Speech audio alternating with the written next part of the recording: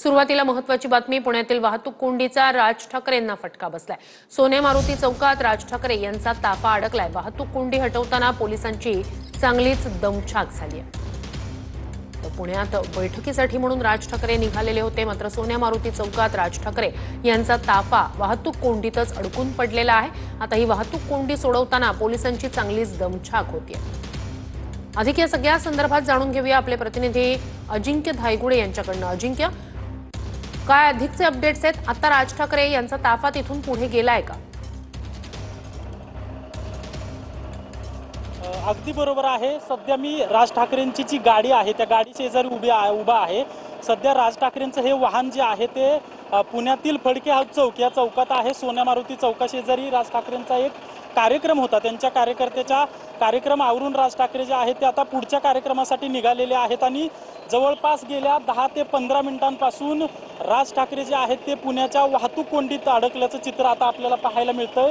सामान्य पुणेकर रोजच वाहतूक कोंडीत अडकत असतात, मात्र राज ठाकरे आज पुणे दौऱ्यावर आहेत आणि ही व्हीआयपी मूव्हमेंट आहे तरी देखील मोठ्या प्रमाणात नजर जाईल तिथपर्यंत वाहतूक कोंडी आपल्याला दिसून येते।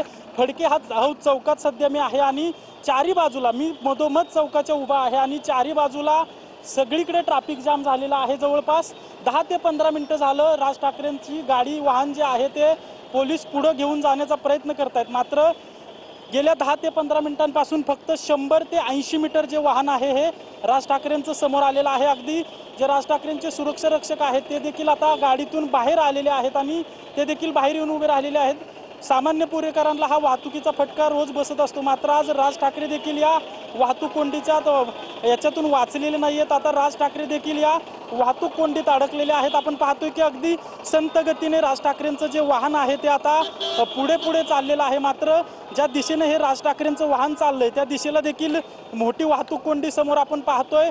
मोठा पोलीस बंदोबस्त राज ठाकरेंच्या बंदोबस्तात तैनात करण्यात आलेला आहे, मात्र वाहतूक पोलीस असतील किंवा स्थानिक पोलीस असतील यांच्याकडून मोठ्या प्रमाणात ही वाहतूक कोंडी फोडण्यासाठी प्रयत्न केला जातोय, मात्र सध्या तरी हे अपयश येत आहे आणि अगदी संत गतीने राज ठाकरेंचा हा ताफा आता पुढच्या कार्यक्रमाकडे चाललेला आहे। आतापर्यंत जवळपास 15 मिनिटं राज ठाकरे या वाहतूक कोंडीत अडकलेले आहे। मी सध्या चालत राज ठाकरेंच्या वाहनासोबत आहे। आपण पाहतोय की पुन्हा एकदा हे वाहन या ठिकाणी थांबलेले आहेत आणि हे समोर जे वाहन दिसतंय त्यामध्ये राज ठाकरे बसलेले आहेत, तर पुढे आणि पाठीमागे त्यांचे सुरक्षेसाठी ज्या वाहनं आहेत ती वाहनं नक्कीच अजिंक्य अपडेट्स घेऊच तुमच्याकडून। तुर्तास धन्यवाद।